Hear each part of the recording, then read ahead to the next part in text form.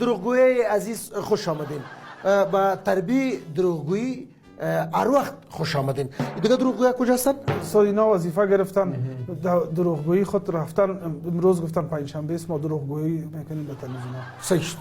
دروغگویی عزیز دروغ تا دروغ است. دروغ شاخدار، دروغ دمدار، دروغ بیدم، دروغ چهارشاخدار اینی است. هر دروغگوی 2 لک افغانی معاش داره تا 3 لک افغانی معاش داره. خب بسیار خوب. درس دین روزینگر خو انشالله شما یاد گرفتین. ما امروز درس دین روزینگر تر کنیم. خو بودم اما نصف شو توش نشدم. رفتم که بمبا زدم زنده دو بادرنگ آمد 2 بیلر خوردم. خود دروغ چایخانه است.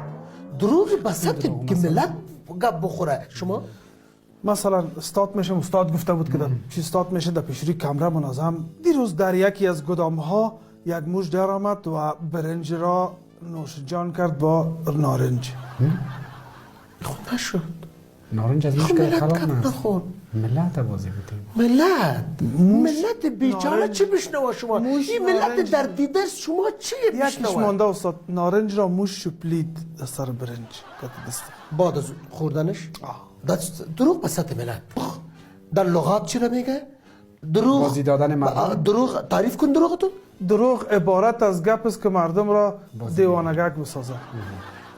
اصطلاح در اصطلاح مردم بازی بیتی فریب بیتی و همین تو ادامه بیتی. تشکر قربانتان. دیگه شاگردان بگوین غیر حاضری نکنین. در دروغ فوق العاده نمره بگیرین و شما اردویتان در دروغ برای من ناکام است.